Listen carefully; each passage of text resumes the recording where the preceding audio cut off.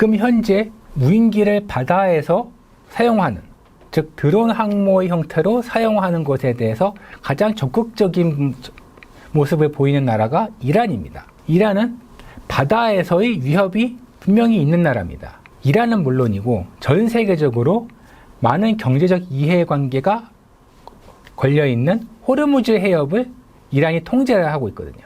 그렇기 때문에 이란도 해군력을 키워야 되는 상황이긴 합니다. 그런데 미국을 중심으로 한 국제사회의 제재가 계속되고 있기 때문에 해군력을 갖추는 데 있어서 한계가 뚜렷합니다. 그래서 다른 나라에서는 보기 어려운 방식으로 해군력을 갖춰 나가기 시작했죠. 드론 항모를 만든 것도 이란의 이 같은 환경과 무관치 않을 겁니다. 샤히드 바게리함은 2년에 걸쳐서 상선을 개조한 형태를 만들었습니다. 그렇기 때문에 이 함교가 이렇게 중앙에 있죠. 일단 크기는 4만 톤급입니다. 그리고 작전 반경이 약 4만 킬로미터에 이르며 최고 속도는 20노트, 그러니까 시속 37km에 달하죠. 전체 길이는 240m 정도 됩니다. 그리고 드론과 헬기 이착함에 쓰이는 비행갑판 있죠? 여기 함교서부터 요 스키점프대 끝단까지 요 길이는 180m 정도입니다. 이란 측은 이 샤히드 바게리함을 공개하면서 이 함은 단거리 및 중거리 방공체계와 전자정보 수집 장비 등을 갖추고 있다고 주장을 했는데 사실 이 사진을 아무리 봐도 그러한 장비는 사실 보이지 않습니다. 이란이 성능을 과장을 했던가 아니면 차후에 성능 개량 과정에서 추가적으로 장비를 탑재하려고 할 가능성이 있습니다. 이란이 모든 정보를 비공개로 한 것은 아닙니다. 제한되지만 어느 정도는 공개를 했죠. 이란 국영 언론 영상에서는 이 드론 항모에서 이제 드론이 이륙하고 착륙하는 이 모습이 짧게나마 등장을 했습니다. 이때 등장한 무인기가 한 두 종류 되는데요. 첫 번째가 바로 아바빌 3라는 겁니다. 이란과 친이란 민병대에서 쓰이고 있는 아바빌 3는 감시 정찰에 주로 쓰이는 무인기입니다. 이번에 공개된 영상에서는 무인기 양쪽에 소형 터보제트 엔진을 달았습니다. 일종의 보조 추적 장치 개념으로 장착한 것으로 추정됩니다. 이 외에도 이란이 개발했다고 주장을 했던 카헤르 313 전투기 무인기 버전도 등장을 했습니다. 공개된 영상과 사진에 따르면 이 무인기가 엘리베이터를 통해서 비행갑판으로 올라와서 이륙 준비를 한 다음 스키 점프대를 통해서 이륙을 하고 착륙하는 모습이 등장을 했습니다. 이런 드론 항모는 이번에 이란에서 공개한 게 최초인 건가요? 좀 애매한 부분이긴 한데 일단 최초라고 볼 수도 있을 것 같습니다. 사실 드론 항모라고 하는 부분에 대해서 이 개념 자체가 완전히 딱 확립되어 있는 건 아니거든요. 기존의 항공모함이나 강습 상륙하면서 무인기를 띄운 전례가 있거든요. 시험 개념으로. 그렇기 때문에 이런 것까지도 다 드론 항모 범주에 넣을 것인가 하는 건 좀 애매한 부분이 있습니다. 다만 이란이 매우 적극적으로 드론을 해상작전에 활용하려는 모습을 보이고 있고 그러한 연장선상에서 이 같은 드론 항모를 나름 저렴하게 자신들이 할 수 있는 방식으로 만들었다고 볼 수는 있을 것 같습니다. 한국도 지난해 11월 대형 수송함 독도함에서 미국 제너럴 아토믹사가 만든 무인기 모하비를 이륙시키는 실험을 했습니다. 이 같은 실험을 통해서 독도함에서는 어떤 형태로든 이 모하비 무인기를 경납고에 수납을 해서 이것을 엘리베이터를 통해 비행갑판으로 올리고 비행갑판에서 이륙을 시킬 능력을 갖고 있다는 점을 입증을 했습니다.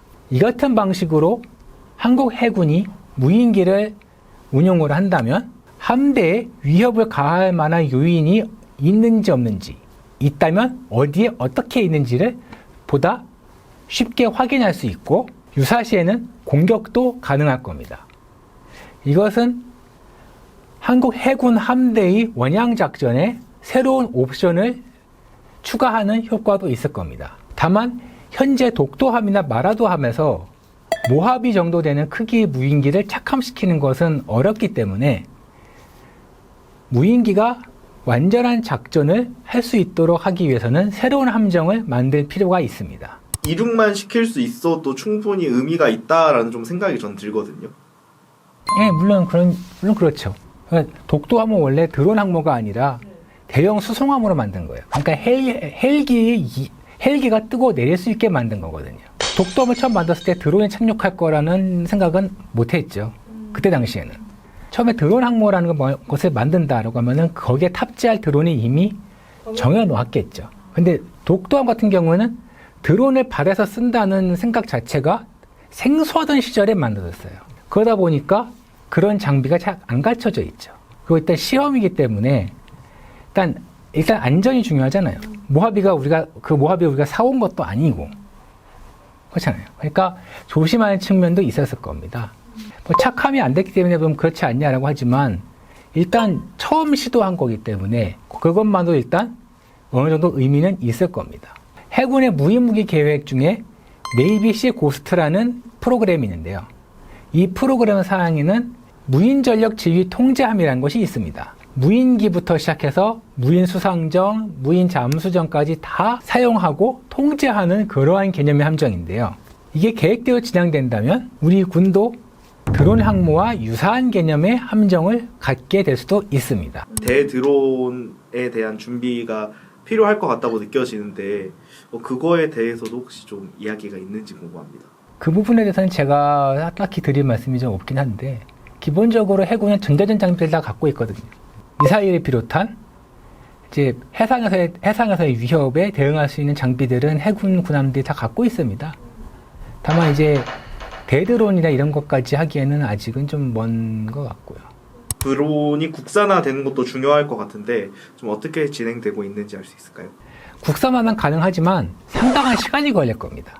드론의 핵심 부품을 비롯해서 국산화율을 계속 높이는 작업을 하고 있고 국내에서 새롭게 등장하는 드론들도 있습니다.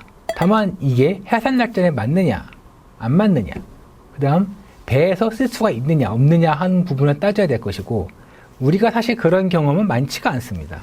해군이 드론 항모와 유사한 개념의 함정을 빨리 확보해야겠다라고 한다면 일단 해외에서 긴급한 소요의 물량을 도입을 하고 국내 기업이 계속 개발하게 하는 방법도 있겠죠. 아직 어떻게 예단하기는 어려운데 충분한 시간이 주어진다면 드론과 그 드론을 탑재하는 군함이 모두 국산이 될 가능성도 충분히 있을 거라 예상됩니다. 현재 드론 항모라는 개념은 초기 수준입니다. 앞으로 발전시켜야 할 게 더 많고 시행착오도 겪어야 될 겁니다. 일각에서는 드론 항모에 대해서 그렇게 저게 뭐냐라고 하는 분들도 계세요. 왜냐면은 미국의 핵항모나 중국의 항모 같은 그런 큰 항모에 익숙하신 분들은 저게 뭐야 라고 할 수도 있거든요. 근데 사실 그런 항공모함도 처음 등장했을 때는 저게 왜 필요하느냐라는 의구심이 많았습니다. 하지만 제2차 세계대전에서 항모의 역할과 성능이 입증된 이후부터는 항모가 해전에서 왜 중요한가에 대한 의문은 더 나오지 않았죠. 드론 항모도 마찬가지일 겁니다. 지금은 의구심도 있을 것이고 회의적인 견해도 있을 겁니다. 항공모함이 그러한 의구심과 회의적인 시선을 이겨내고 지금 현대 해전의 핵심적인 전력이 된 것처럼 미래 전쟁이 무인 전쟁으로 완전히 옮겨가게 된다면 드론 항모 역시 미래 해전에서 핵심적인 역할을 맡을 것으로 전망이 됩니다.